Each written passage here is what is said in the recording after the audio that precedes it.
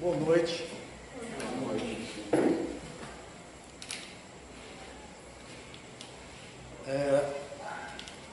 Nós vamos passar as informações. Nós tivemos o prazer de colhê-las com relação ao tema, do livro Conflitos Existenciais, psicografado por Divaldo, da nossa grande Joana de Ângeles.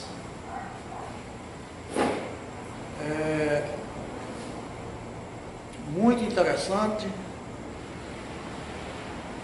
é muito importante para a nossa vida, porque muitas vezes, no meu caso, analisando a minha situação, a gente comete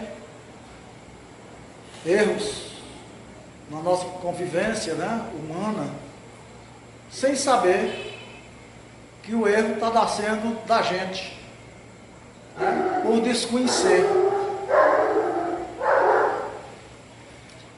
É uma pena que os nossos erros, por a gente desconhecer o que é certo, a gente vai pagar, pelo que cometeu de errado.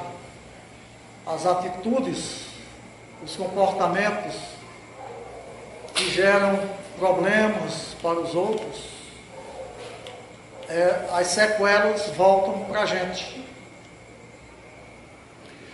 O apóstolo Paulo, em uma de suas cartas, diz o seguinte: irai-vos, mas não pequeis.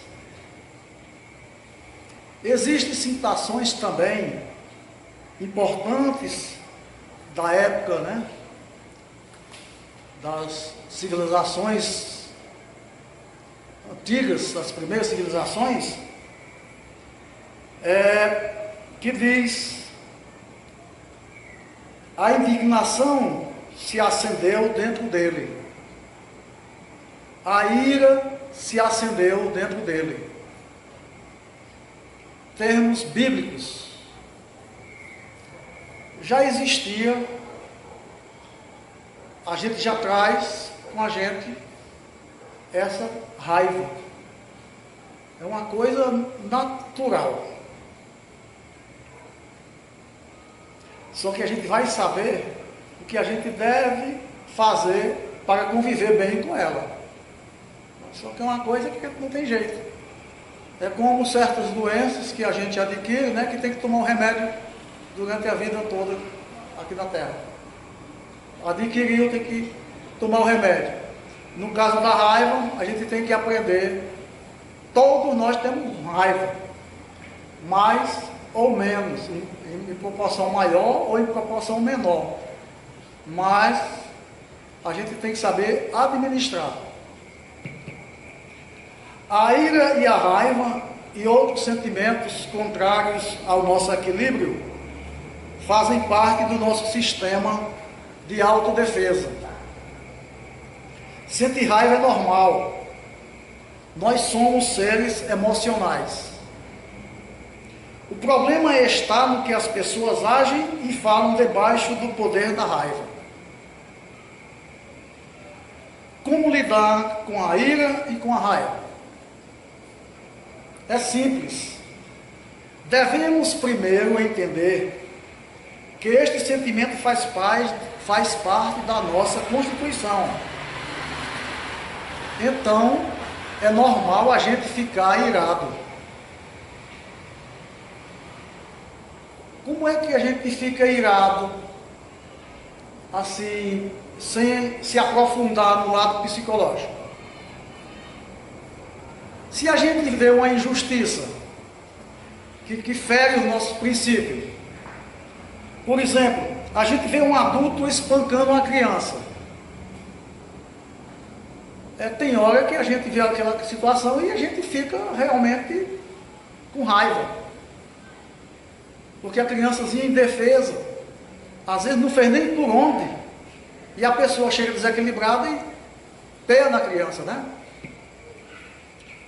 Quando a gente vê um patrão humilhando um funcionário, porque o funcionário cometeu uma falta, e ele não sabe, chamar reservadamente, conversar com carinho, orientar.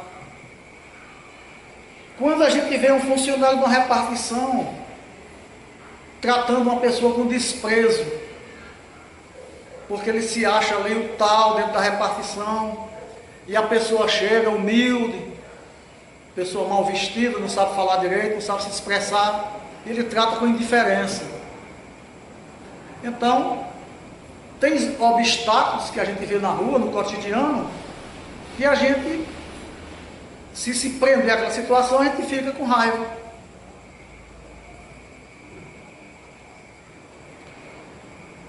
Portanto, não tem nada de mal sentirmos raiva.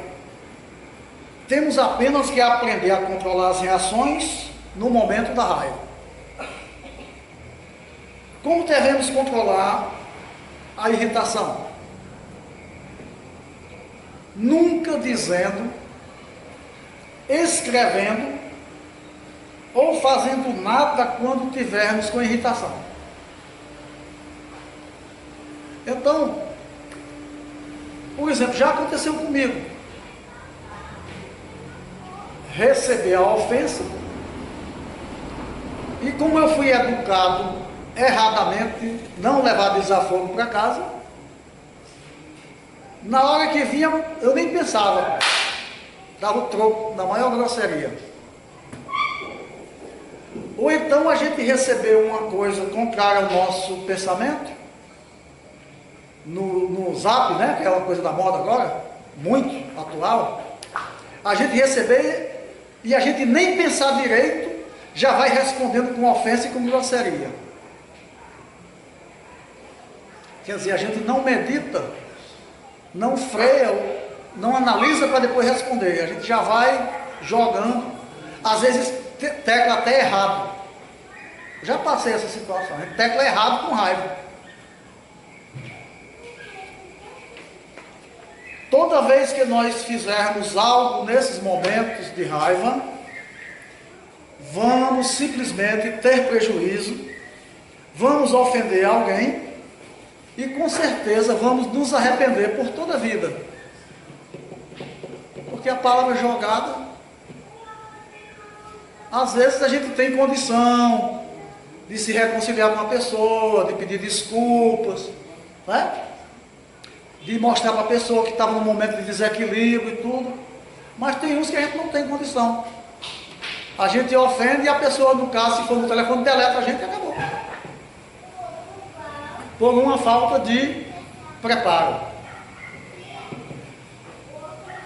Dona Joana de Ângeles, no livro, né? Transtornos existenciais, conflitos e transtornos existenciais, nos ensina que a raiva se manifesta sempre que o nosso ego se magoa. Aí liberamos esse transtorno que nos tira o controle e a paz. É característica de todos nós, ela quando nos chega, se não tivermos o controle de contê-la, as consequências poderão ser de grande alcance.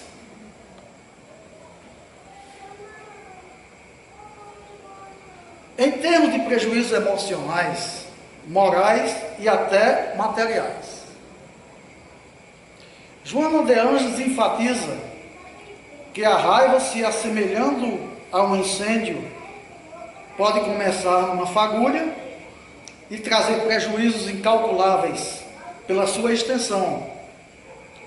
A raiva também pode ser ateada por uma simples insinuação de pequena monta, transformando em vulcão de cólera destruidora que avassala. E continua Joana de Ângeles. A raiva produz uma elevada descarga de adrenalina e cortisol no nosso sistema circulatório, alcançando o sistema nervoso central, que se agita, produzindo ansiedade e mantendo o sangue na parte superior do corpo, no que resulta diversos prejuízos para as organizações física, emocional e psíquica. A raiva procede no ser humano, primeiramente, de conflitos existenciais do espírito. Já traz para a nova existência sentimentos de opressão, de desrespeitos aos direitos alheios. Na nossa convivência do dia a dia, fatores culturais, econômicos, temperamentais, não controlados, levam-nos para situações de sofrimentos e conflitos.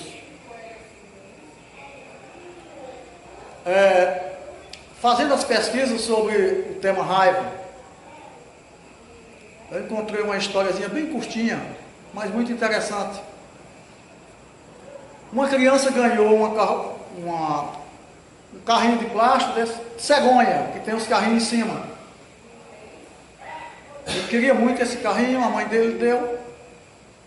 O coleguinha vizinho viu e no outro dia chegou cedo para brincar com ele.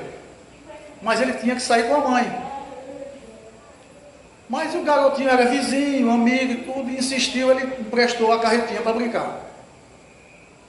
Quando ele voltou da rua, lá para a hora do almoço, o carrinho que ele emprestou estava lá todo quebrado, jogado lá, desprezado.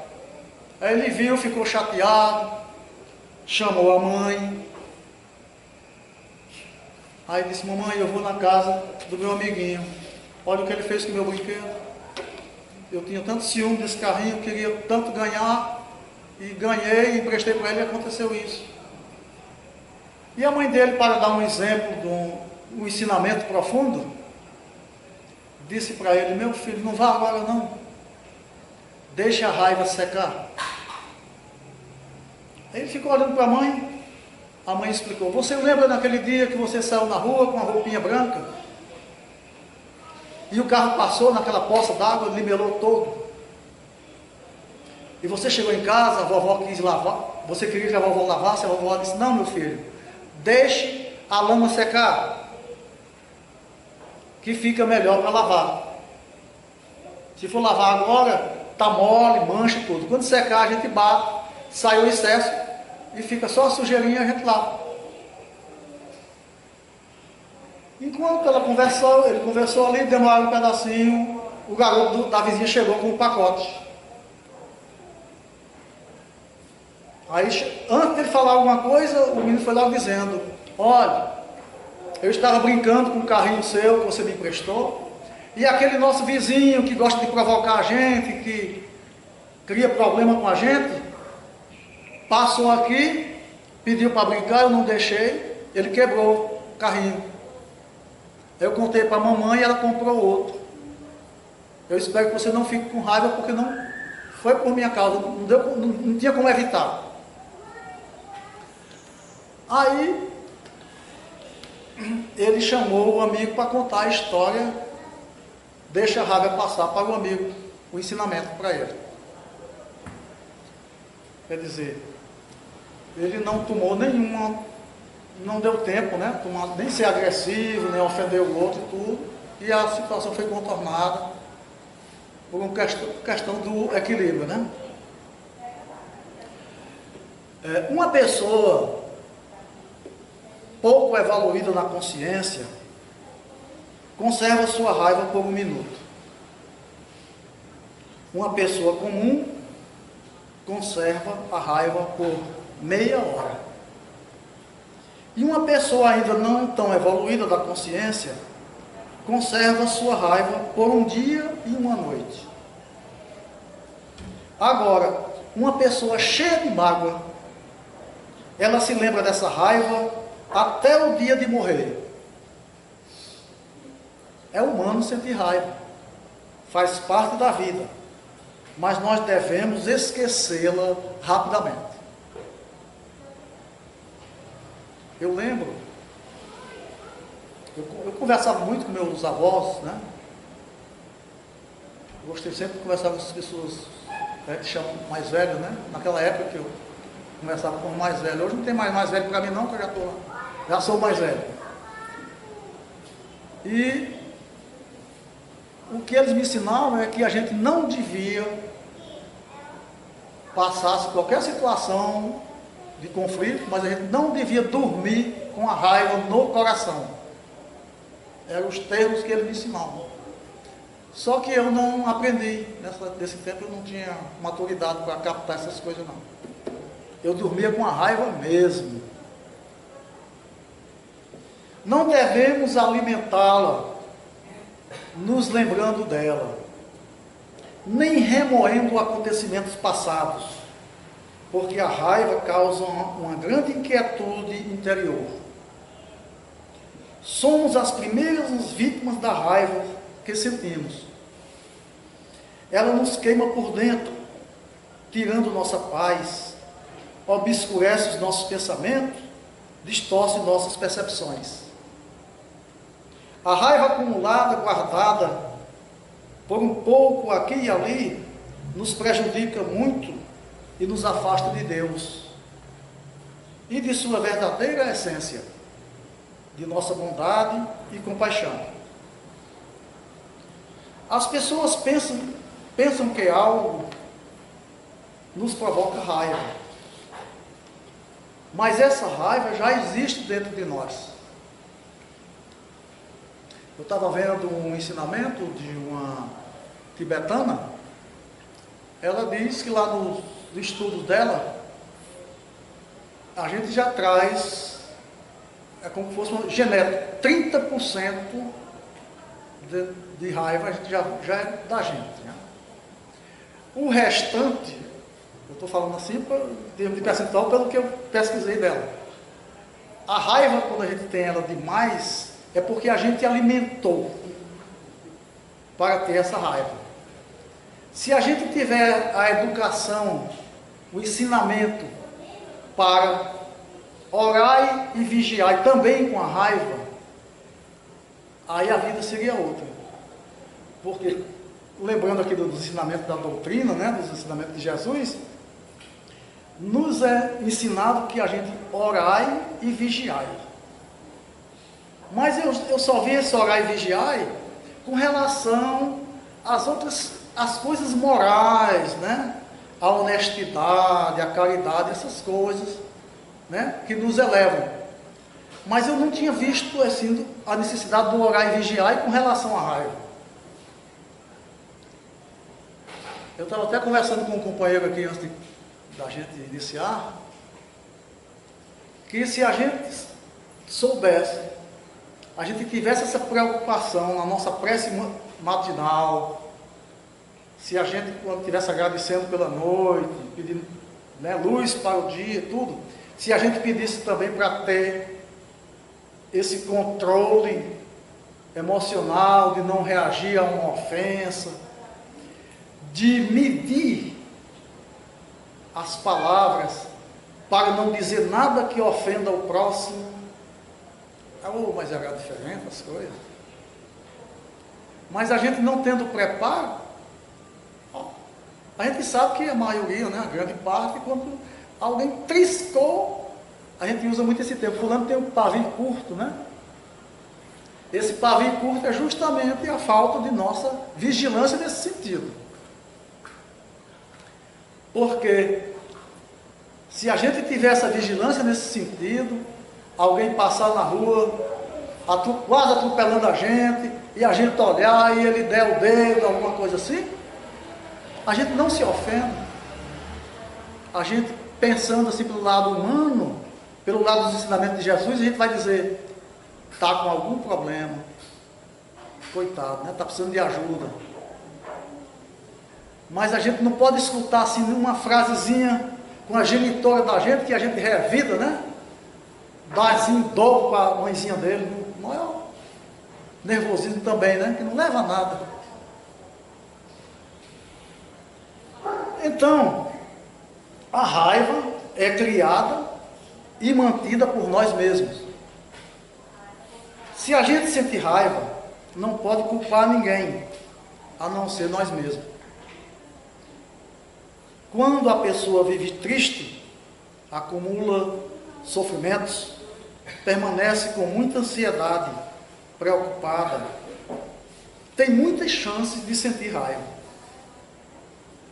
A pessoa já vive naquele mundo propício à tristeza, à angústia, à insatisfação. Aí vai acumulando mais coisas, não tem prazer de viver, não agradece a Deus, nada, não agradece a convivência com a família, não agradece por estar andando, reclama porque não tem um carro bonito, um carro, né? Aí, que dá status, mas não se lembra do que está na bicicleta, que não pode botar um pneu, não se lembra do que está na cadeira de roda, não se lembra nada, do que está doente, que não pode mais se levantar, que está lá com as costas largando o couro, no colchão, né, que não tem respiração, uma série de coisas.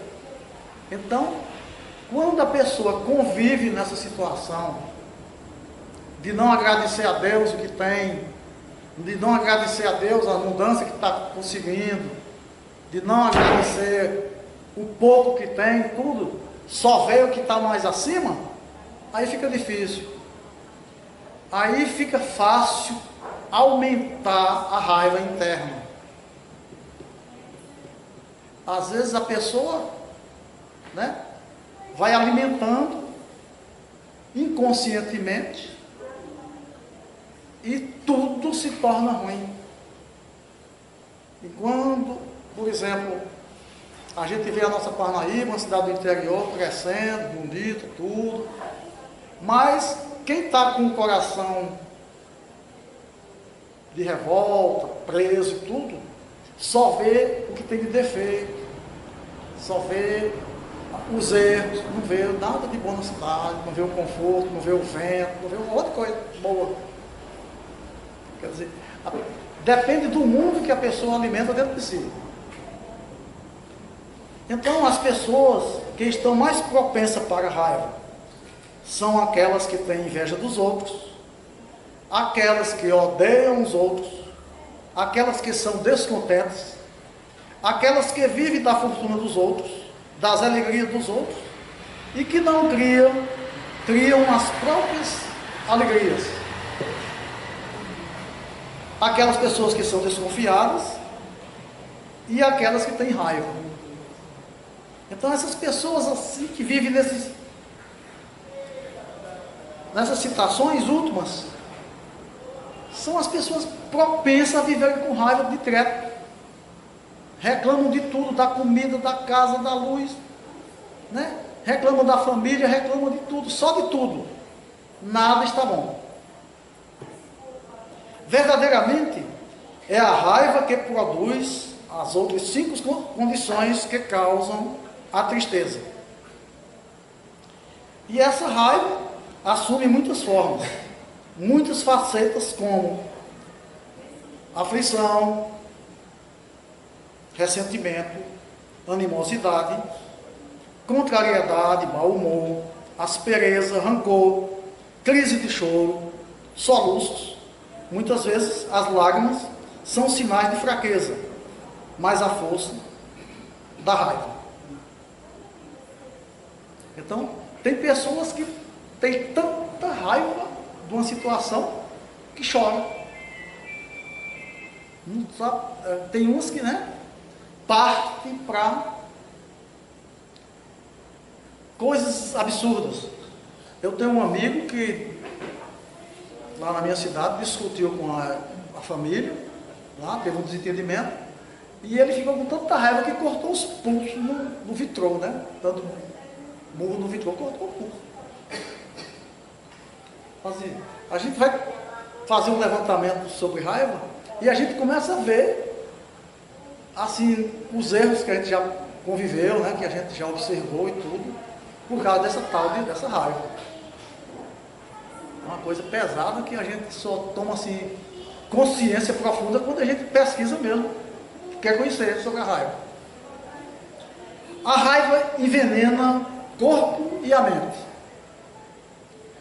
O ataque de raiva e o mau humor produzem danos sérios nas células do cérebro, envenenam o sangue, porque liberam toxinas negativas, fazem mal à nossa saúde, causam lesões de depressão, pânico, suprime a secreção de sucos gástricos, criando gastrites, úlceras, esgotam nossas energias e nossa vitalidade. Causam problemas cardíacos, provocam velhice prematura e encurtam a vida. Eu lá imaginava, eu sou uma pessoa leiga, sou ignorante, né, tudo, sem instrução, mas eu não sabia que a raiva era tão poderosa desse jeito, não, gente, para acabar com a gente. Ela, além de causar, olha bem, problema cardíaco, ela ainda encurta a vida. Né? Quando você se zanga, sua mente fica perturbada e reflete em seu corpo, que sente os distúrbios. Todo o sistema nervoso se agita. Você se enerva, perdendo a harmonia, a eficiência de agir, o rigor e o entusiasmo. A raiva é uma energia poderosa que precisa ser resolvida para que você seja mais livre e saudável. Colocar a raiva para fora apenas agrava essa emoção negativa e a faz crescer ainda mais. Se deixarmos isso sem controle, expressando nossa raiva cada vez maior, ela não vai diminuir e aumentar, gerando mais dor e inquietude para todos nós. Então a raiva é um justiceiro assim, muito interessante aqui na nossa vida. Ou a gente aprende a controlar e muda e procura matar, né, essa tal de raiva, ou então a gente se acaba. A gente se acaba mesmo. Ela é de uma força extraordinária. Agora, o que é que a gente vemos aqui algumas coisas com relação à raiva. E o que é que a gente faz para zerar essa raiva que tanto nos aflige? O melhor antídoto contra a raiva chama-se paciência. É uma virtude que podemos cultivar em nossa vida cotidiana, na nossa família, no nosso trabalho, no dia a dia, em qualquer lugar. Existem muitas oportunidades para essa prática da tão benéfica paciência. Temos que ficar alerta para não revidar a irritação. Primeira regra: ficar alerta para não revidar a irritação. Não revidar frustração. Não revidar a raiva com outra raiva. Então, como desenvolver a paciência? Quando alguém nos aborrece, nos deixa bravo, o consideramos um obstáculo para a nossa tranquilidade e paz. Impede que sejamos pessoas calmas, tranquilas e amigáveis. Aí a gente pensa, eu estaria ótimo se não fosse meu vizinho terrível. Ou então a gente diz assim, meu chefe é tão desagradável. Se ele fosse melhorzinho, eu não tinha tanta raiva. E a gente diz isso também, se a minha esposa fosse melhor, se a minha esposa fosse mais compreensiva. Ela também diz a mesma coisa, se meu marido fosse melhor, se meu marido fosse mais compreensivo. E assim o pai com o filho com o pai, tudo.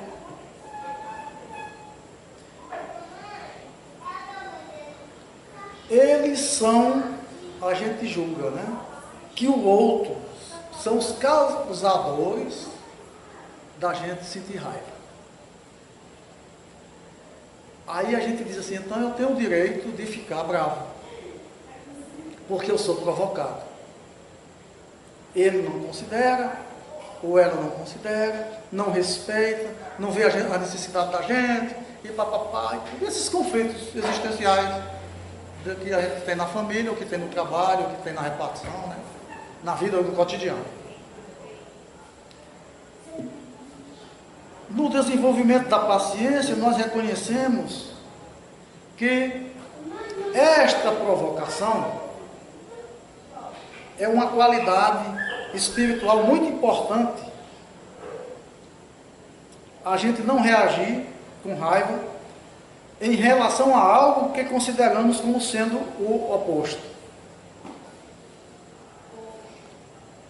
Assim, como qualquer treino, como qualquer qualidade, precisamos praticar a paciência. Se a gente receber uma provocação e a gente usar assim a sabedoria, né, dos monges, pensar para depois falar, a gente ia resolver uma série de problemas, de agressões, de conflitos. Porque eu acho que todos aqui sabem, assim, já teve problema, que se a pessoa soube se controlar, e o outro chegou valente, gritando, nervoso, histérico, e a gente fica bem quietinho, aí a pessoa termina, desabafa ali e fica com vergonha. A gente mata a pessoa de vergonha sem ficar calado. Eu já ouvi essas situações de alguém contando que já se comportou assim e a pessoa ficou morrendo de vergonha. Até a pessoa, às vezes, conversando comigo, citou assim: você já viu um cachorro quando corre atrás da gente? Se a gente correr, ele corre atrás. Mas se a gente parar, aí ele chega pertinho assim, chega, tudo, sai todo desconfiadinho. Não faz nada. Quer dizer, a gente cortou a agressividade do animal só em ficar parado. Ele viu que a gente não ia agredir, não ia revidar nada. E se a gente fizer um teste desse com alguém que chega nos ofendendo, ou nos agride, nos ofende, se a gente fizer o silêncio, ele fica morto de vergonha. E se Deus quiser, eu vou pôr em prática isso aí, vou fazer esse teste. Vou ficar preparado para fazer esse teste. Na próxima vez que eu for ofendido, eu vou ficar quietinho. Aí vou deixar a pessoa, vamos esfriar, e eu chego, e aí, como é que vai? Aí vou conversar com a pessoa. Vou aprender a ser Buda. Vocês vão ver. É muito fácil a gente ser amoroso, amigável e gentil com quem nos trata bem. Com muita simpatia, com calma e educação. É mole, né? A pessoa trata a gente com simpatia, com educação, pede por favor, sorri, tudo, né? Com a maior gentileza. A gente, para tratar bem, é bom demais. Mas isso pode nos levar a um falso sentido de complacência. A de que o outro também seja amoroso, amigável, gentil, em todas as circunstâncias. Porque às vezes a pessoa age com a gente com simpatia, com gentileza, com paciência, porque está dentro da casa espírita, né? Aí eu vou lembrar do palestrante que ele disse assim: dentro da casa espírita tem gente que lá fora é uma arrogância monstra, uma valentia monstra. Quando chega dentro da casa espírita, meu irmãozinho, né? Fala bem baixinho com o outro. A gente chama isso de duas caras, né? Você tem um comportamento lá fora, dentro da casa espírita tem outro. Mas é brincadeira à parte. A gente tem que procurar ser manso, humilde, paciente, compreensivo, né? Perto ao outro e saber conviver. Portanto, para praticarmos a paciência, precisamos ter sempre em nosso cotidiano a presença de pessoas desagradáveis. A gente só aprende a ser paciente se a gente tiver pessoas realmente grosseiras perto da gente, que nos tratem certo, né? Com falta de educação, com deselegância, que não seja gentil e tudo. Aí a gente aprende. Porque quem é que tem que... A gente não quer se melhorar? A gente não quer ser paciente? A gente não quer ser bom? Não quer amar o próximo? Então, que venham as ofensas, mas que a gente se controle. Aprendamos a conviver com aquela pessoa.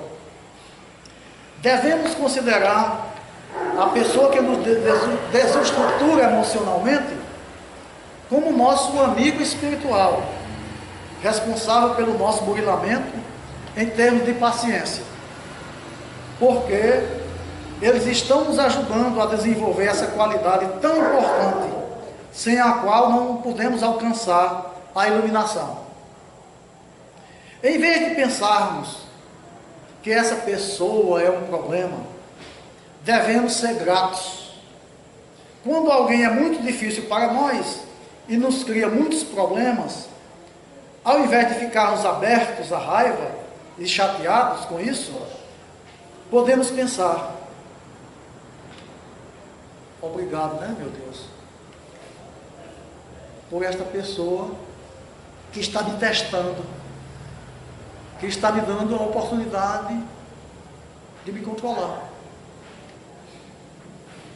Se a gente agradecer esses contrapesos que vem no dia a dia da gente, eu acho que fica melhor para a vida da gente, interna. Foi o que eu captei, assim, estudando alguma coisa. Se a pessoa disser: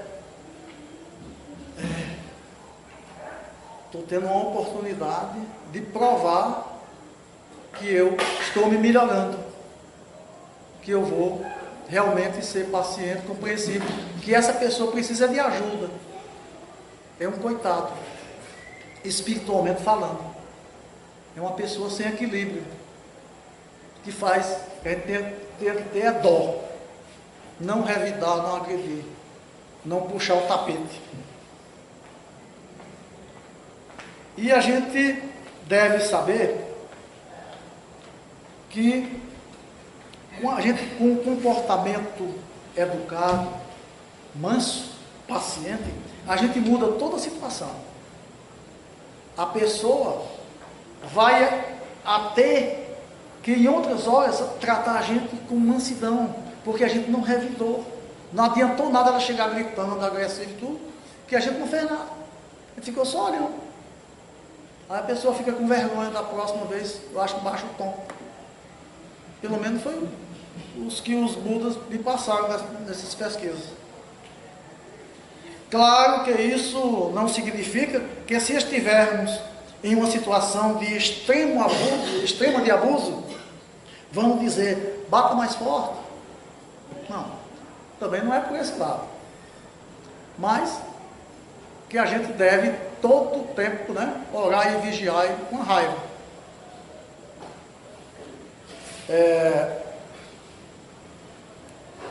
Mas significa que, mesmo que alguém esteja em situação abusiva, ela pode desprender-se o mais rápido possível, com nada mais do que amor e compaixão no coração. Então, se a gente usar da compaixão, da piedade, da compreensão, a gente vai se desprender rápido da ofensa. É só a gente pensar que aquela pessoa ofendeu a gente porque está com problemas acumulados, porque sofreu muito na infância, porque teve prejuízos materiais, teve ofensas morais, né? Foi caluniada, tem alguma deficiência, alguma coisa, alguma fraqueza, e por isso ela se expressa daquele jeito. Ela não tem outra coisa para dar a não ser grosseria. É a hora que, se a gente souber filtrar isso, essa situação de clima pesado dissolve rápido para a gente.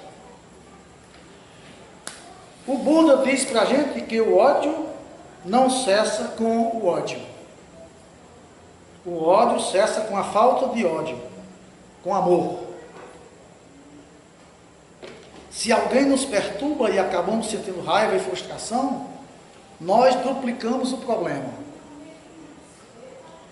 Entendamos, se alguém nos faz alguma coisa, nos engana, ou é difícil conosco, e sentimos toda essa raiva, frustração, nos fazendo mal, então estamos nos torturando. Se a gente pegar ao pé da letra tudo que a pessoa vem e joga na gente, tanto faz ser na família, como no trabalho, no dia a dia, no trânsito, em qualquer campo, e a gente tomar como ofensa, a gente vai sofrer. Enquanto a gente leva o tempo para diluir aquilo ali, a gente está sofrendo. A pressão da gente sobe, né? Essas coisas. Não está... A pessoa já jogou a raiva, né? já ofendeu. Então, ela não está se ofendendo mais. Ela ofendeu, ela não tem consciência do que fez. Então, para ela passa. Ela fica na dela e a gente fica sofrendo. A gente que se ofendeu. Apenas fazemos conosco o que nosso pior inimigo nos desejaria. Né? Se o inimigo nos quer que a gente sofra, quer que a gente se ofenda e tudo, quando a gente está com raiva, a gente traz essas coisas para o nosso interior e fica realmente sofrendo. Né? Tem gente, eu já ouvi gente dizer que eu não vou comer não, porque estou com raiva. Não tenho nem vontade de olhar. E tem outras pessoas que se isolam. Eu conheço pessoas que se isolam, não falam com ninguém, desliga o telefone, tudo. Se isolam. Aí não quer saber de pai, de mãe, de irmão, de amigo, de nada. Ao passo que, se pegarmos isso e transformarmos em uma oportunidade, se a gente pegar essa raiva e transformar numa oportunidade de desenvolver e ir adiante, então nada nos machuca. É a parte do nosso desenvolvimento espiritual. Isso não serve apenas para as pessoas, mas também para todas as circunstâncias. Todos agora começamos a entender que as circunstâncias difíceis são, na verdade, ótima oportunidade de crescimento. Isso não significa que precisamos criar dificuldades e pessoas desagradáveis. Basta a gente ficar quieto no dia a dia e elas virão, nos testando, e nos provocando, e a gente fazendo a nossa parte, a gente usando do orar e vigiar diariamente, a gente fazendo boas leituras, a gente tendo autocontrole, que cada qual deve manter em relação às suas reações emocionais de qualquer natureza, disciplinando a vontade, educando os sentimentos e adaptando-se a novos hábitos saudáveis, imprescindíveis a uma existência. É imprescindível uma existência rica de saúde. Então, meus irmãos, esse fenômeno raiva só vai existir dentro de nós para nos ofender se a gente quiser. Depois que a gente toma conhecimento dos ensinamentos de Jesus, e quando a gente tem assim um conhecimentozinho, um alerta sobre o nosso comportamento com relação à humanidade, a gente só se ofende se a gente quiser. Porque eu sou um amigo do George. Se ele, no momento do desequilíbrio, uma situação que ele está passando e tudo, ele me ofender, e eu ficar zangado com ele, pela ofensa, quer dizer, esse sentimento vai ficar dentro de mim me magoando. O que foi que eu ganhei com isso? Se eu usar da compreensão, não, o George deve ter tido algum problema. Porque é um cara legal, uma pessoa educada, prestativa. Para ele ter tido essa reação, vou conversar com ele, vou me desarmar e vou saber o que foi que houve. Vou tentar ajudar. Então a gente pensando por esse lado, a gente vai dar um passo muito grande, no meu entender, no termo de paciência, de compreensão com o ser humano, de compreensão, né, com toda a humanidade e em especial com a gente. Muito obrigado a todos.